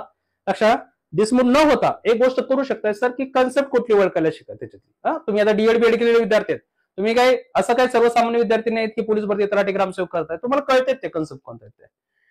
सम विचारले की नाही, सम विचारली की नाही, मग सम साठी कुठल्या गोष्टीची सरांनी मला एक्झामिनरचा माइंडसेट सांगितलं होतं, त्याचबद्दल ती विद्यार्थी चुकतोय कुठं सांगितलं होतं आणि मी तुम्ही काय केलं पाहिजे सांगितलं. तिन्ही गोष्टी तुम्ही तिथं अप्लाय करायला शिकता. याच्यामुळे काय होतं, स्पीड वाढतो आणि नंतर त्या गोष्टींचा विचार केल्यानंतर ती गोष्ट लिंक आणि अप्लाय व्हायला लिंक करतो आपण. म्हणजे लिंक करतो म्हणजे काय, कन्सेप्ट कळाली समय सर, त्याच्यातले कोणत्या समजा जेवढे काय कन्सेप्ट आहे ते लिंक करतो आपण त्या क्वेश्चनशी आणि क्वेश्चनशी लिंक केल्यानंतर मग आपल्याला अप्लाय करायला सोपं जातं. ती कन्सेप्ट तिथं जी काय आहे ना, स्टॉपर स्ट्रॅटेजी आहे ना 3 नंबरचं, हे तर एक्झामिनरचं माइंडसेट कळून जातं. त्याचबरोबर विद्यार्थ्याच्या चुका कळतात. आता लिंक करतो आपण, ती कन्सेप्ट आपण लिंक करतोय क्वेश्चनला आणि त्याच्यातून आपल्याला कळतं की कसं स्पीडली आपल्याला सोडवलं पाहिजे. त्या प्रत्येक क्वेश्चनच्या बाबतीत घडतं, लक्षात घ्या. आणि ही कन्सेप्ट इतर विषयाला बी असते. इतर विषयाला बी असते, म्हणजे कुठले न्यूमेरिकलच नाही बोलत मी, नॉन न्यूमेरिकल बी असते. संख्यात्मक जे काय आहेत त्याच्या जेवढे काय समजा विषय त्यांनाही असतात. जे असंख्यात्मक आहे, मराठी इंग्रजी जे त्याचा जो काय भाग आहे तो सगळं काय याच्यामध्ये येतो. जसं मी तुम्हाला इथे विषय सांगितले होते ते विषय सगळे याच्यात येतात, लक्षात घ्या. असंख्यात्मक सुद्धा येतात, त्याचबरोबर संख्यात्मक सुद्धा येतात. ही कन्सेप्ट त्याच्यामध्ये येतेच, लक्षात घ्या. फक्त कॅल्क्युलेशन फक्त फरक पडतो. कन्सेप्ट या सरावात सगळेच लोक येतात, कन्सेप्ट ऍप्लिकेशनवर सगळेच सब्जेक्ट येतात, फक्त कॅल्क्युलेशन हे त्याच्यामध्ये जातं संख्यात्मक मध्ये. आता इथे एक गोष्ट समजली असेल, हा सर लिंक कसं करायचं, अप्लाय करायचं कळलं. आता हे एक्झाम मध्ये तेच करायचं, क्वेश्चन समोर आहे तेच करायचं, हे प्रॅक्टिस करताना बी तेच करायचं. प्रॅक्टिस करताना काय दिलं उदाहरण सोडवलं अजिबात नाही, विचार करायची सवय लावा. मी पहिलंच काय म्हटलेलं, एक्झाम आहे MCQ ची, इथं वाचन कमी सराव जास्त आहे. वाचन कमी सराव म्हणजे तुम्हाला वाचायचं कमी सराव जास्त करायचंय. अरे वाचल्याशिवाय जमणारच नाही क्वेश्चन सोडवायला, पण वाचायला वेळ कमी द्यायचा आहे, सोडवायला वेळ जास्त द्यायचा आहे. वाचन न करता मी सोडवा असं म्हणत नाही, वाचन करायचंय पण सोडवायला वेळ जास्त द्यायचा, वाचायला थोडा कमी वेळ द्यायचा आहे. थोडा डिटेल्स मध्ये पुढे मी सांगतोय तुम्हाला. पण पहिल्यांदा क्वेश्चन हे कन्सेप्टवर बेस असतो, तो कन्सेप्ट कशी अप्लाय करताना माझ्या डोक्यात एकच आला पाहिजे. तुम्ही एक्झाम हॉलमध्ये असा प्रॅक्टिस करत असताना, रिवाइज करत असताना, याला रिव्हिजन शेवटपर्यंत नाव दिसेल तुम्हाला. रिव्हिजन करतोय आपण कशाच्या थ्रू, पण क्वेश्चनच्या थ्रू, कारण हे एक्झामच क्वेश्चनचे आहे. बर, चॅप्टर कळला सर, सब टॉपिक कळला सर, कन्सेप्ट समजला. आता बघा, जर समजा मी क्वेश्चन सोडवतोय, तुमच्या क्लासमध्ये कन्सेप्टच नाही दिल्या, टाईप वाईज दिलं तर तुम्ही इथं फसाल. ही पायरी तुम्हाला जमणारच नाही. ही पायरी जमत नाही तर ही पायरी जमणार नाही. ही फनल आहे, लक्षात घ्या. फनल हा पहिला टप्पा आहे, हा कुणाच्याही माइंड मध्ये येतो. क्वेश्चन बघितलं कन्सेप्ट कळत नाही, पण तो चॅप्टर कोणताही बरोबर कळतं. सब टॉपिक काही विद्यार्थ्यांनी वाचन केलं त्याला कळतं, कन्सेप्ट कळत नाही, इथं गोंधळ होतो. हा गोंधळ हा शेवटच्या टप्प्याचा वरचा टप्पा आहे, लक्षात घ्या. हा जर टप्पा कळला नाही तर हे गोष्ट होत नाही आणि फनल आहे, लक्षात घ्या. फनल म्हणजे जसं नरसाळ असतं ना, जसं लक्षात घ्या, आपण बॉटलमध्ये एखादी गोष्ट जर समजा लिक्विड आपल्याला भरायचं असेल ते टाकतो त्या पद्धतीने आहे. त्यामुळे ही गोष्ट सगळ्यांना समजते, हे समजतं. इथे अडचण होते, तुम्ही क्वेश्चन सोडवताना याचा विचार करणं गरजेचं आहे. याचा विचार करत असताना सर कशाचा विचार करायला सांगितलं आहे तुम्ही? सर मी एक्झामिनरचा माइंडसेट विचार करा म्हणतोय. त्या क्वेश्चनला एक्झामिनरचा माइंडसेट काय? स्टुडंटचे मिडसेट कोणते होऊ शकतात? सर सांगितलेलं असू शकतं तुमच्या समजा संबंधित शिक्षकांनी. टॉप स्ट्रॅटर्जी हे सांगायला हवं, सगळ्या शिक्षकांनी सांगायला हवं. त्याच्याशिवाय पॉसिबल नाहीये, लक्षात घ्या. त्याच्याशिवाय पॉसिबल नाही. तुम्ही गोंधळून जाल. पेपरमध्ये मी पहिले सांगितलंय, माझ्या जरी क्लासला तुम्ही असाल तर कन्सेप्ट येईल, क्वेश्चन येणार नाहीत. तेच कन्सेप्ट अप्लाय करायला शिकला पाहिजे. तुम्हाला वाटतं माझ्याकडे क्लास लावून तुम्ही सर्च क्वेश्चन जसं तसं येतात, अजिबात नाही. कन्सेप्ट येणार, कन्सेप्ट येणारच, लक्षात घ्या. ठीक आहे, हे अप्लाय करायला शिकलं पाहिजे. अप्लाय करायला शिकलं तर लिंक करून अप्लाय करायला शिकलं पाहिजे, ही गोष्ट समजून घ्या. बर, आता सर हे जर मला कळलं, सर हे मला समजलं, पण ही कोणत्या कोणत्या विषयाला सर लागू पडतं? बघा हे सर, बघा हे जे आहे ना तुमच्या दोन्ही विषयाला लागू पडतं. दोन्ही विषयाला लागू पडतं कन्सेप्ट, दोन्ही विषयाला. म्हणजे संख्यात्मक आहेत, असंख्यात्मक दोन्ही. बरं, पुढचा मुद्दा काय सर? पुढचा मुद्दा कन्सेप्ट ऍप्लिकेशन जमलं पाहिजे. कन्सेप्ट ऍप्लिकेशन जमलं पाहिजे. बघा कन्सेप्ट ऍप्लिकेशन कसं करलं पाहिजे? थोडक्यात मी सांगितलंय, लक्षात घ्या. हे तुमचं स्पीड आणि अॅक्युरसी वाढवतं. कसं? बघा, चॅप्टर कळला, सब टॉपिक कळला, कन्सेप्ट समजली, कोणती ती, एक्झामिनर काय विचारू शकतो, फसवू शकतो हे कळलं, विद्यार्थी चुका काय करतो हे कळलं, स्टॉपर विद्यार्थी काय करतात हे बी कळलं. अप्लाय करा, लिंक करा. ती कन्सेप्ट माझ्या कुठल्या क्वेश्चनला, विचारलेल्या क्वेश्चनला अप्लाय होत असेल तर लगेच क्विक मध्ये चला. ते तुमचे स्पीड अँड अॅक्युरसी वाढवतं. हे तुमचे नॉन न्यूमेरिकल सब्जेक्टला बी घडतं आणि हे नॉन न्यूमेरिकल सब्जेक्टला इथपर्यंतच येतो प्रकार. कॅल्क्युलेशन याच्यामध्ये येत नाही. या दोन्ही गोष्टी तुम्हाला उपयोगी पडतात. यांचा वाटा मी पहिलं सांगितलं 30 ते 35% वाटा आहे असंख्यात्मक विषयाचा तुमच्या यशामध्ये, जुन्या अभ्यासक्रमाचा विचार केला तर.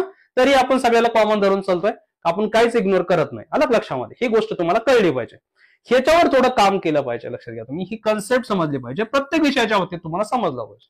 क्वेश्चन बघितलं कळलं पाहिजे ते कुठल्या कन्सेप्टवरचं आहे, ते मग मराठीत सुद्धा कळलं पाहिजे. संधीवरचं आहे ना, ठीक आहे. मग कोणती संधी, कोणती संधी कळलं पाहिजे. सर स्वर संधी, स्वर संधी. सर क्वेश्चन बघितलाय, स्वर संधीला काय सर एक्झामिनरचं माइंडसेट असतं? तुमच्या संबंधित शिक्षकांनी सांगणं गरजेचं आहे. मराठी शिकवणं म्हणजे काय? नाम सर्वनाम विशेषण सर्वनाम हे शिकवणं म्हणजे मराठी शिकवणं काय? इंग्लिश शिकवणं म्हणजे काय? नाऊन सर्वनाम शिकवणं म्हणजे अजिबात नाही, अजिबात नाही. लक्षात घ्या. स्वर संधी जर समजा तुम्हाला तो कॉन्सेप्ट शिकवत असेल तर तुम्हाला स्वर संधीमध्ये एक्झामिनर कुठं फसवतो हे सांगितलं पाहिजे. क्वेश्चन कसं येतं हे सांगितलं पाहिजे. क्वेश्चन थ्रू एक्झामिनरचे माइंडसेट कळली पाहिजे. अलग लक्षामध्ये हे सगळ्या विषयाला हेच केलं पाहिजे. संबंधित फक्त मराठीबद्दल बोलत नाही मी, सगळ्या विषयाला.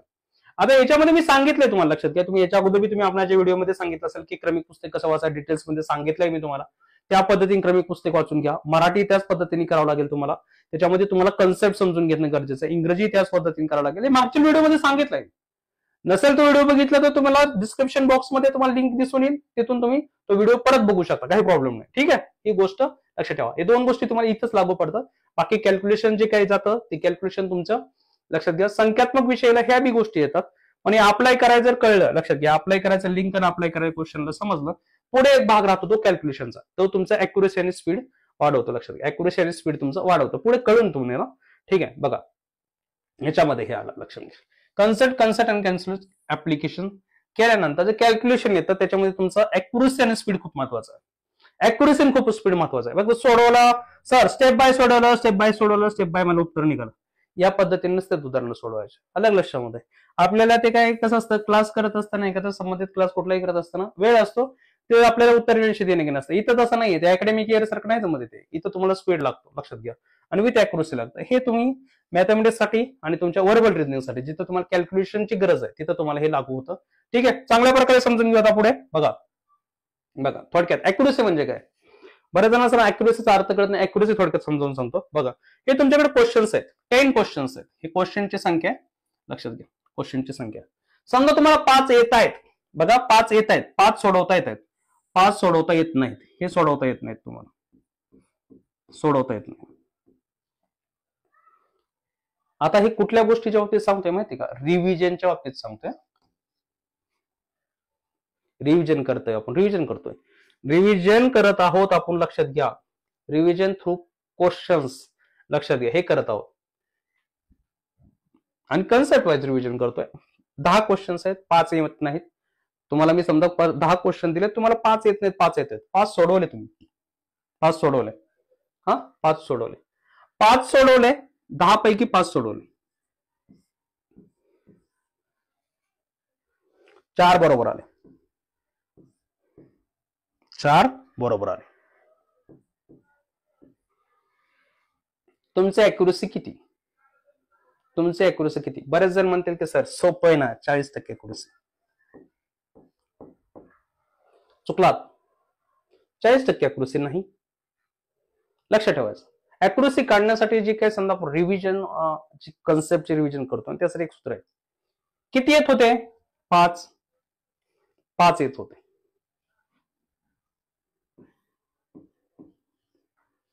10चा नाही विचार करणार मी, रिव्हिजन करतोय ना मी स्वतःची. 5 येत होते. किती आले बरोबर? सर 4च आले, समजा 1 2 3 4च आले. इथे सुद्धा 4च अॅक्युरेट आले, तसं घेतले. हा, 4 गुणुले 100 भाग देऊ शकता. 80% तुमची अॅक्युरसी 80%. ही अॅक्युरसी वाढवायची कसं पुढे सांगेल मी. अॅक्युरसी अशी काढली जाते. अॅक्युरसी सर का सांगताय? कारण स्पीड अँड अॅक्युरसीचीच एक्झाम आहे हे, लक्षात घ्या. अलग लक्षामध्ये स्पीड अँड अॅक्युरसी तुमच्या सिलेबस मध्ये सुद्धा तुम्हाला दिसेल, वेग आणि अचूकता हा शब्द तुम्हाला दिसेल. मग सर मी जर रिव्हिजन जर प्रश्नाच्या थ्रू करतोय, किती असायला पाहिजे माझी अॅक्युरसी? कमीत कमी 85 किंवा 85 पेक्षा जास्तच. कमीत कमी 85 पेक्षा जास्त तुमची अॅक्युरसी असेल तर तो कन्सेप्ट त्या चॅप्टरचे रिलेटेड चांगले झालेत असं म्हणायला काय हरकत नाही. खूप डिटेल्स मध्ये पुढे बघूया. खूप डिटेल्स मध्ये अॅक्युरसी कसं असते हे फक्त मला समजावून सांगायचं होतं, तुमच्यापर्यंत चांगल्या प्रकारे पोहोचलं असेल. बघा, अॅक्युरसी कमी का होते हे बी कळलं पाहिजे. इनप्रॉपर रिडिंग ऑफ क्वेश्चन्स, व्यवस्थित प्रश्न न वाचणे, गडबड करणे, हे कारण आहे. कन्सेप्ट लिंक करताना जमणे, कन्सेप्ट लिंक करताना क्वेश्चन बघितलं तर कुठल्या कन्सेप्टवर हेच लिंकिंग करता येत नसेल तर अॅक्युरसी येत नाही. सिली मिस्टेक्स कोणत्या? 2 प्रकार होतात सिली मिस्टेक. एक क्वेश्चन वाचताना, म्हणजे तो होकारार्थी क्वेश्चन आहे का नकारार्थी हेच कळत नाही, चूक होते, लक्षात घ्या. तो क्वेश्चन नकारार्थी का होकारार्थी कळलं पाहिजे. आणि नंतर एक जी सिली मिस्टेक होते ते ऑप्शनच्या मार्फत होते. ऑप्शन नीट पाहिलं जातं, गळी गडबडीमध्ये उत्तर दिलं जातं. ऑप्शन मिळते जुळते असेल तर ती चूक होते. ह्या गोष्टी ऑलरेडी तुम्हाला होतात आणि ह्या गोष्टी महत्वाच्या. कॅल्क्युलेशन मिस्टेक काय होतात मी डिटेल्स मध्ये पुढे बोलतोय, त्याला कॅल्क्युलेशन मिस्टेक काय, ह्या गोष्टी तुम्हाला कळल्या पाहिजे, याच्यावर थोडं काम केलं पाहिजे. रीडिंग करत असताना कसं वाचायचं मी तुम्हाला पहिलेच सांगितलंय. लिंकिंग क्वेश्चन कसं करायचं कन्सेप्टला हे बी सांगितलंय. सिली मिस्टेक कुठल्या होतात? हो किंवा नाही असे क्वेश्चन्स असतात, हो करत नाही करत, तिथे थोडे गडबड होते. आणि ऑप्शनला सुद्धा वाचताना थोडं काळजीपूर्वक वाचावं लागतं. ऑप्शनला ही गोष्ट लक्षात ठेवा. ऑप्शन म्हणत असताना 1 2 3 4 जर क्विक मध्ये उत्तर आलं, लक्षात घ्या, खूप क्विक मध्ये उत्तर आलं आणि उत्तर तुमच्या पहिल्या 2 पर्यायामध्ये दिसतंय, पहिल्या 2 पर्यायामध्ये थोडं काळजीपूर्वक बघायचं की माझं कॅल्क्युलेशन बरोबर आहे. थोडी ही गोष्ट कळली पाहिजे. कारण एक्झामिनरचा माइंडसेट असतं, लक्षात घ्या, की चुकीच्या पद्धतीने कॅल्क्युलेशन केलं उत्तर जास्त वर द्यायचा प्रयत्न करतात. कारण कमी विद्यार्थी खालून बघतात ना, खालून कोण पर्याय बघत का? प्रश्न बघितले पर्याय खालून कोण चेक करतं का? चौथा, तिसरा, दुसरा एक नाही. आपण जरी कॅल्क्युलेशन केलं तर पहिल्यापासून बघतो, लक्षात घ्या, पहिल्यापासून बघतो, त्यामुळे ती गडबड होते, लक्षात घ्या. ओके, बघा हे आपण पाहिलं अॅक्युरसी बाबतीमध्ये सगळ्या गोष्टी होत्या. हा जो कॅल्क्युलेशन मिस्टेक्स आहे हा तुमच्या स्पीडवर बी परिणाम करतो, लक्षात घ्या. कसं? लॅक ऑफ फोकस असतं, आपण क्वेश्चनवर फोकसच करत नाही आणि किंवा कॉन्फिडन्स नसतो. उदाहरणार्थ कॉन्फिडन्स नसतो म्हणजे कॅल्क्युलेशन केलं ना तुम्ही, कॅल्क्युलेशन केलं ना, वारंवार चेक करणार तुम्ही, वारंवार चेक करतात मुलं आणि त्यामुळे कॉन्फिडन्स नसल्यामुळे तो प्रॉपर होतो आणि त्याच पद्धतीने फोकस बी नसतो, त्यामुळे कॉन्फिडन्स काय असतो? लो होतो. फोकस केला पाहिजे आपण त्याच्यावर क्वेश्चन सोडवताना. कॅल्क्युलेशनला आपण थोडं आत्मविश्वासाने पुढे केलं पाहिजे, लक्षात घ्या. आणि तो आत्मविश्वास नसेल तर चूक होते. वारंवार करायचं नाही कॅल्क्युलेशन, लक्षात घ्या, ही एक चूक होते बऱ्याच जणांची. आता माइंड कॅल्क्युलेशन लगेच करायचं नाही, हे करायचंय पण लगेच नाही, पहिल्या स्टेजमध्ये नाही, मी पुढे सांगतोय याला, पहिल्या स्टेजमध्ये नाही, लक्षात घ्या. पुढे करायचं, माइंड मध्ये काही कॅल्क्युलेशन गोष्टी करायच्यात, पण ते कसं डेव्हलप करायचं मी पुढे सांगतोय, लक्षात घ्या. ते लगेच नाही करायचं. रायटिंग स्पीड वाढला पाहिजे. रायटिंग मध्ये तुम्ही लिहिण्याचा नाही, रायटिंग स्पीड म्हणजे कॅल्क्युलेशन करताना तुम्ही जे काही लिहिणार आहात, कॅल्क्युलेशन करताना जे काही समजा नोट डाऊन करणार आहेत, फॉर्म्युला कराल, कॅल्क्युलेशन कराल, हे रायटिंग स्पीड म्हणतोय, तो तुमचा वाढला पाहिजे. नाही तर खूप स्लो मध्ये लिहित आहे.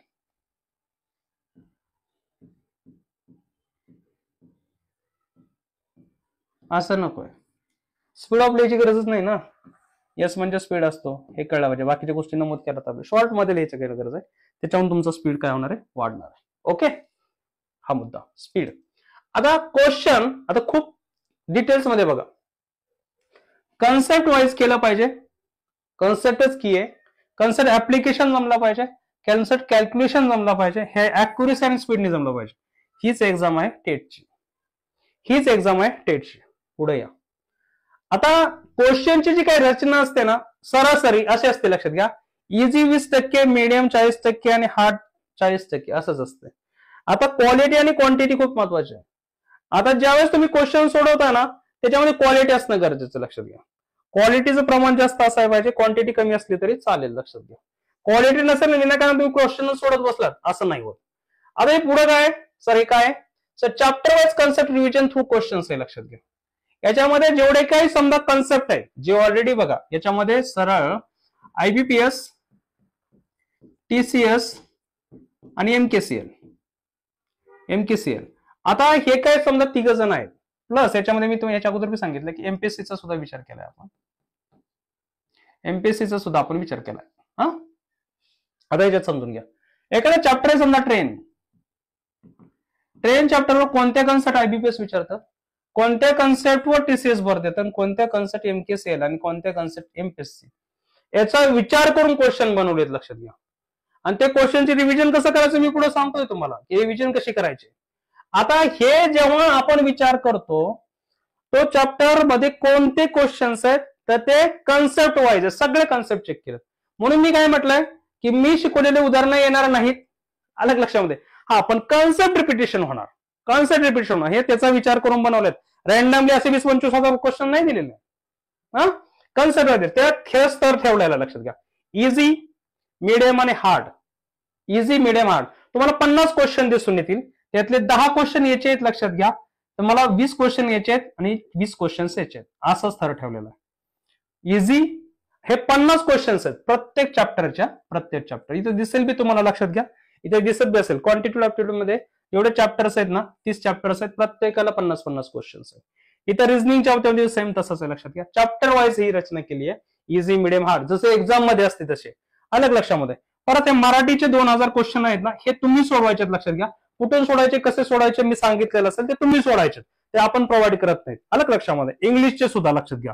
इंग्लिशवर कुठले 2000 क्वेश्चन्स करायचे, कसे करायचे मी सांगितलेलं असतं. हे क्वेश्चन 17,000 तुम्हाला मिळून जातील. त्याच पद्धतीने हे ऍप्टिट्यूड, इंटरेस्ट, लक्षात घ्या, ऍडजस्टमेंट आणि पर्सनॅलिटी, याच्यामध्ये तुम्हाला क्वेश्चन मिळून जातील, जे 1000 असतील. असे टोटल आपल्याला 25,000 ची जर तयारी केली तर सिलेक्शन फिक्स आहे, लक्षात घ्या. करताना 25,000 क्वेश्चन्सवर मी सोडवतो आणि माझी तयारी माझं सिलेक्शन होईल, काय गॅरंटी काय. मी काय म्हणतोय परत लक्षात घ्या, मी सांगाल त्या पद्धतीने त्या कन्सेप्ट वाईज जर तुम्ही अभ्यास केला, कन्सेप्ट वाईज जर समजा तुम्ही क्वेश्चन थ्रू जर अभ्यास केला, पुढे सांगतो डिटेल्स मध्ये मी तुम्हाला, कारण आता मी तुम्हाला फक्त बेसच सांगत आलोय मिस्टेक नोटबुक स्ट्रॅटेजीचा. जर पुढे गेलात तर तुम्हाला 100% यश मिळेल, लक्षात घ्या, 100%. आता तुम्ही म्हणा सर आम्ही तर इथे कुठेतरी दुसरीकडे क्लास लावला, आता काय करायचं, लक्षात घ्या. तुम्ही काय करू शकता, हे क्वेश्चन घेऊ शकता. हे मराठी इंग्रजी तर मी सांगेल तिथून करावं लागेल, हे क्वेश्चन तुम्हाला माझ्याकडून मिळत नाही, मी सांगेल तिथून तुम्हाला आयत्या स्वरूपामध्ये मिळून जातात. बर, हे क्वेश्चन तुम्हाला मिळून जातील, लक्षात घ्या. हे 21,000 क्वेश्चन तुम्हाला मिळून जातील. हे ऑलरेडी तुम्हाला इथे 499 दिसतंय, लक्षात घ्या. हे फक्त 399 ला मिळून जाईल, लक्षात घ्या. 399 रुपयाला मिळून जातील हे क्वेश्चन तुम्हाला ऍपमध्ये मिळून जातील. तुम्ही कुठलाही क्लास जॉईन केला असेल तरी काही फरक पडत नाही, तुम्हाला हे त्या पद्धतीने मिळून जाईल, काही प्रॉपर नाही. आता याच्यामध्ये एक गोष्ट आहे की सर हे क्वेश्चन सोडवल्यानंतर आणखी काय, एवढे कन्सेप्ट मी पहिलेच सांगितले की हे क्वालिटी वाजी क्वेश्चन आहेत, लक्षात घ्या. यांचा विचार करून बनवलेत. त्या चॅप्टरमध्ये किती कन्सेप्ट आहेत, त्याच्यावर कुठं क्वेश्चन बनवू शकतो, सगळ्यांचा विचार केला, एकही कन्सेप्ट मिस केलेला नाही. त्याला उगाच क्वांटिटी वाढवलेली नाहीये, लक्षात घ्या. हा, 21,000 क्वेश्चन तुम्हाला फक्त 399 रुपयाला मिळून जातील. तुम्हाला त्याच पद्धतीने अनलिमिटेड तुम्ही सोडू शकता, किती वेळा सोडू शकता, ते स्ट्रॅटेजी सांगणार आहे पुढे कसं त्याला अप्लाय करायचं लक्षात घ्या. 399 रुपयाला. ठीक आहे. आज संध्याकाळपासून तुम्हाला ते क्वेश्चन दिसायला चालू होतील. त्या पद्धतीने तुम्ही बाय करू शकताय, काही प्रॉब्लेम नाही. ओके. आता त्याच्यासाठी कॉन्टॅक्ट नंबर आहे तुम्हाला माहिती आहे, इथे दिले, तुम्हाला चॅप्टर वाईज रिव्हिजन होऊन जाईल. लक्षात घ्या. याच्यामध्ये बघा IBPS, TCS, MKCL या कन्सेप्टचे सगळे कन्सेप्ट तुम्हाला कव्हर केलेले आहेत आणि याच्यामध्ये तुमचं बूस्ट स्पीड आणि अॅक्युरसी होणार आहे. लक्षात घ्या. आणि याच्यामध्ये लक्षात घ्या की तुमचं जे स्किल आहे, जे कन्सेप्ट वाईज विचार करायचं हे डेव्हलप ऑटोमॅटिकली होऊन जाणार आहे. त्याच्यामुळे आपल्याकडे विद्यार्थी चांगल्या प्रकारे स्कोर करतात. त्याचं कारणच आहे ते सगळ्या प्रश्नांचा विचार करून हे प्रश्न बनवलेले आहेत. आलं लक्षामध्ये. बरं, पुढे सर ऑदर काय करायचं आहे, याच्या व्यतिरिक्त काय करायचं आहे असं तुम्हाला प्रश्न पडू शकतो. येथे क्वेश्चन करायचे आहेत पण त्या चॅप्टरशी निगडीत. लक्षात घ्या, हे जे क्वेश्चन परीक्षा आहेत ना, तलाठी, ग्रामसेवक, वनरक्षक, कृषी सेवक, PCMCC झाले असे क्वेश्चन. लक्षात घ्या. DVETचे सुद्धा ITI चे क्वेश्चन झालेले, हे WRDचे आणि म्हाडाचे क्वेश्चन हे सुद्धा करायचे, चॅप्टर वाईज करायचे. हे तुम्हाला स्वतःहून तुम्हाला ते शोधावं लागतील. कुठे शोधायचे, कसे शोधायचे मी सांगितलेलं असेल. आलं लक्षामध्ये की कुठून शोधायचे, कसे शोधायचे मी सांगतो तुम्हाला. ठीक आहे. कारण हेच क्वेश्चन तुम्हाला तिथे देणे आणि तेच क्वेश्चन ऑलरेडी तुमच्याकडून फी घेणे हे परवडत नाही. हे तुम्हाला सरळ सरळ काय होईल, का होईल. त्याच्यामुळे आपण हे क्वेश्चन तुम्हाला करायचे अलग लक्षामध्ये. त्यामुळे हे क्वेश्चन तिथं नाहीये, हे क्वेश्चनचा सुद्धा अभ्यास करायचा आहे. पण याच्या व्यतिरिक्त हे तर तुम्हाला मी सांगेल कुठून करायचे ते लक्षात घ्या. अलग लक्षात. 21,000 क्वेश्चन प्लस एक क्वेश्चन आणि प्लस ते मराठी इंग्रजी तुम्हाला कुठून करायचे हे तुम्हाला मी सांगितलं जाईल. आता डिटेल्स मध्ये बघा, हे 499 नाही. लक्षात घ्या. ठीक आहे. इथं 399लाच मिळून जाईल. 100 रुपये मी तुम्हाला कमी करून देतो आज. ठीक आहे. बघा आता याच्यामध्ये बघा स्ट्रॅटेजी काय, मेन स्ट्रॅटेजीकडे येतो तुम्ही.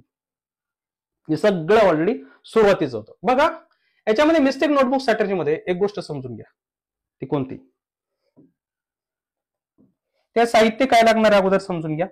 खूप कमी, त्याला का लक्षात घ्या, खूप कमी किमतीमध्ये मिळून जाते साहित्य, काही प्रॉब्लेम नाही. पहिली गोष्ट लक्षात घ्या, नोटबुक घेऊ नका. जरी मी इथं म्हणत असेल ना मिस्टेक नोटबुक स्ट्रॅटेजी, नोटबुक घेऊ नका. का घ्यायचं नाही तुम्हाला सांगतो. काय करतो लक्षात घ्या, आपण एक चॅप्टर घेतोय. चॅप्टर नंतर एखादा चॅप्टर घेतला, त्या चॅप्टरशी आपण काय करतो, क्वेश्चन सोडायला चालू करतो. उदाहरणार्थ समजा एक चॅप्टर घेतलं, त्याचे 50 क्वेश्चन्स येणार. कसे क्वेश्चन्स येणार 50, इथं सांगितलं मी तुम्हाला की सर इझी, मीडियम आणि हार्ड असे क्वेश्चन्स येणार. ते तसं सेशन केलेलं आहे, त्या पद्धतीने तुम्हाला सेक्शन मध्ये येऊन जातील ते, त्याचा काही प्रश्न नाही. पण चॅप्टर घेतल्यानंतर समजा मी ट्रेन चॅप्टर घेतलं, ट्रेनवर समजावून सांगतो तुम्हाला. 50 क्वेश्चन्स आहेत. आता त्याच्यामध्ये सगळे कन्सेप्ट कव्हर केले आहेत. सगळ्या जे मी एवढं तुम्हाला MKCL, TCS आणि IBPS चा विचार केला आणि MPSC चा सुद्धा विचार केलेला आहे. आता ट्रेन चॅप्टरवर जेवढे कन्सेप्ट आहेत ते क्वेश्चन मी कन्सेप्ट सोडवायला चालू केले. सोडवल्या. मी तुम्हाला काय सांगितलं परत, याच्या व्यतिरिक्त काय करायचं रे, या परीक्षेत सुद्धा तुम्हाला क्वेश्चन्स पाहिजे. आता तुम्ही जर समजा वहीमध्ये सोडवलं, समजा त्याला 4 पेजेस गेले, समजा 5व्या पेजेसवर किती तुम्ही दुसरा चॅप्टर लिहायला चालू करणार. मग परत तुम्हाला एखादा जरी समजा क्वेश्चन सापडला, तुम्ही लिहिणार कुठे. त्याच्यामुळे साधं सोपं झेरॉक्स पेजेस आणा, एक स्टेपलर आणा, पिन बॉक्स आणा आणि आता काय करायचंय, एक एक चॅप्टर तुम्हाला पहिल्यांदा आपल्या काही कन्सेप्ट बघायच्या, सगळ्या काही कन्सेप्ट जे ऑलरेडी तुम्हाला येथे मिळून जातील, त्या कन्सेप्टवरचे सगळे क्वेश्चन तुम्हाला सोडवायचे. परत तुम्हाला क्वेश्चन सोडवल्यानंतर इतर जेवढे एक्झाम आहेत ना त्याच्यातले क्वेश्चन्स सोडवायचे. आता एक खूप काळजीपूर्वक बघा, माझा स्पीड कमी थोडा करतो बोलायचा, त्यामुळे इथं वही घेऊ नका. जरी आपण मिस्टेक नोटबुक साठी वही घेऊ नका, पेजेस बघा. जर समजा परत एखादा 2-3 क्वेश्चन सापडले आपल्याला इतर एक्झाम मध्ये, त्या चॅप्टरशी लिंक्ड आहेत. आता ते सुटत, आता ह्याच्यामध्ये एक गोष्ट आहे, याच्यामध्ये असं नाहीये की सगळेच क्वेश्चन लिहून काढायचे. तुम्ही म्हणा 25,000 क्वेश्चन द्यायचे, अजिबात नाही. याच्यात असे क्वेश्चन लिहायचे जे तुम्हाला सुटले नाहीत, सुटलेच नाही, ते क्वेश्चन फक्त नोट डाऊन करत जायचं. परत रिपीट करतो, सगळे क्वेश्चन लिहायचे नाहीत. जे क्वेश्चन तुम्हाला सुटले नाहीत प्रॅक्टिस करताना ते क्वेश्चन फक्त तुम्हाला लिहायचे. तसं या एक्झाम मध्ये तुम्ही पाहत असताना जे क्वेश्चन तुम्हाला सुटले नाहीत तेच क्वेश्चन फक्त तिथे लिहायचे, ही गोष्ट लक्षात ठेवा. त्यामुळे काय होत आहे की याच्यामध्ये ज्या काही कन्सेप्ट आहेत ते तर ऑलरेडी मी पहिलेच सांगितले की सर हे IBPS, TCS, MKCL आणि प्लस MPSC चा विचार करून काय केलेलं रे, यांचा जे काही क्वेश्चन्स आलेले त्यांचा विचार करून कन्सेप्ट बघितले त्या चॅप्टर मध्ये किती किती आहेत ते सगळे कव्हर करायचा प्रयत्न केला 50 क्वेश्चन्स मध्ये. ओके, कारण एका चॅप्टर मध्ये 50 पेक्षा जास्त कन्सेप्ट नसतात, आपल्याला माहिती आहे.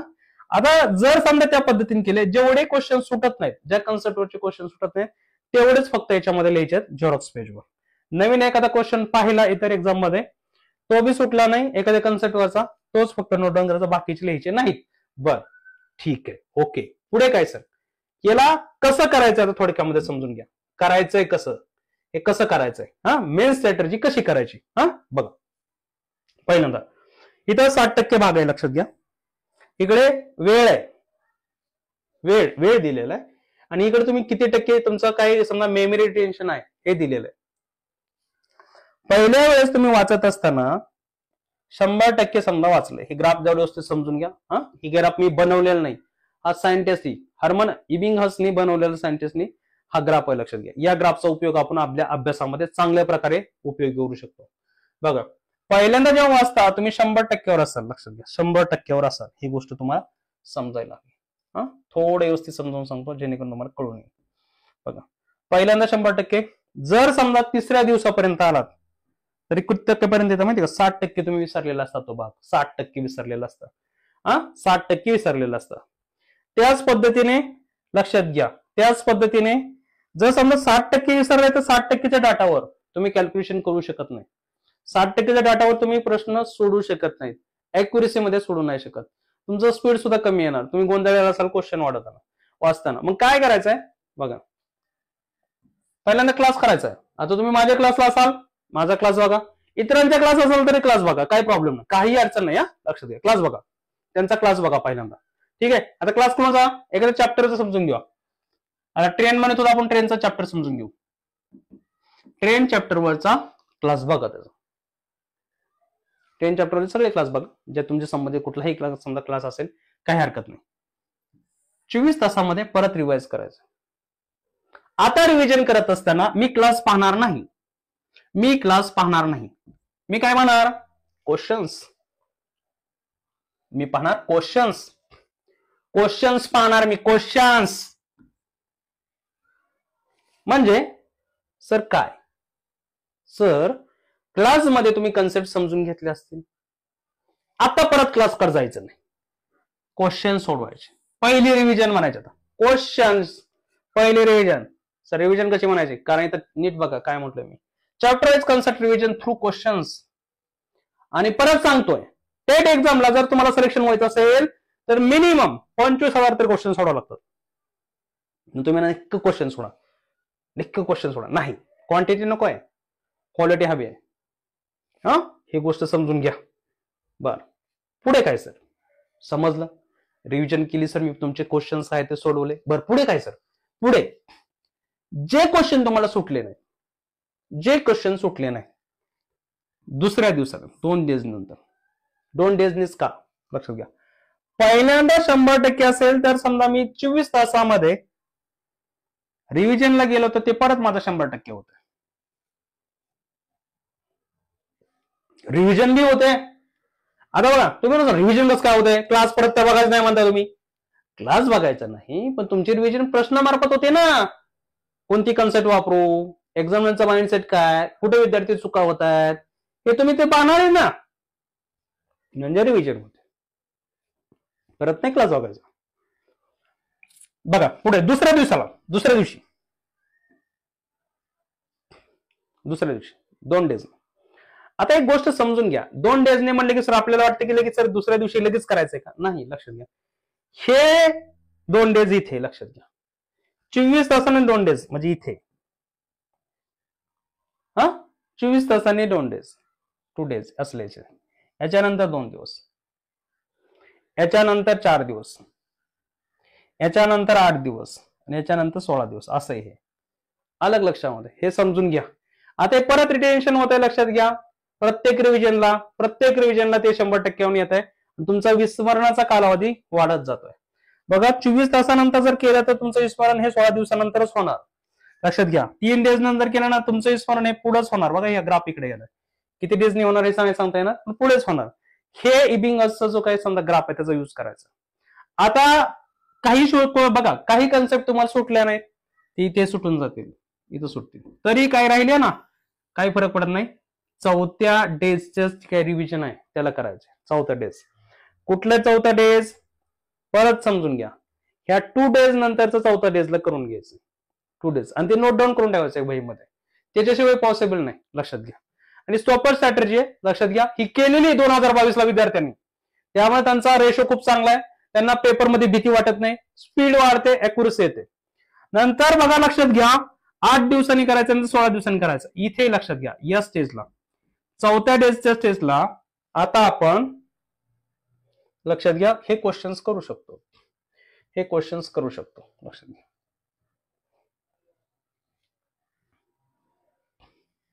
ओके, बर परत एक रिपीट करतोय, सगळे क्वेश्चन्स लिहायचे नाहीत, सगळे क्वेश्चन्स लिहायचे नाहीत. जे क्वेश्चन जे कन्सेप्ट सुटले नाहीत तेवढेच लिहायचे, तेवढेच लिहायचे.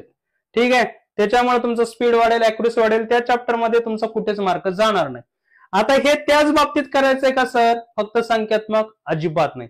या सगळ्या गोष्टीला तुम्ही करू शकता, सगळ्यांना करू शकता. लक्षात घ्या, कोणताही विषय असू द्या, सगळ्यांना ही मेथड तुम्ही वापरू शकता. हा, लक्षात घ्या. याचा स्क्रीनशॉट मारून घ्या, जेणेकरून तुम्हाला उपयोगी पडेल आणि त्यानुसार तुम्ही आपली स्ट्रॅटेजी बनवू शकता. अलग लक्षामध्ये ही इफेक्टिव्ह स्ट्रॅटेजी, लक्षात घ्या, इफेक्टिव्ह स्ट्रॅटेजी. आणि काही जणांना सुरुवातीपासून काय समजलं नसेल, काय चाललंय ते लक्षात घ्या, ते परत व्हिडिओ बघू शकतात. लक्षात घ्या, काही दिवस व्हिडिओ राहील युट्यूबला, बघून घ्या, स्पीडली बघा, समजून घ्या, स्ट्रॅटेजी बनवा. या पद्धतीने क्लास बघितल्यानंतर वारंवार तो क्लास बघत जाऊ नका.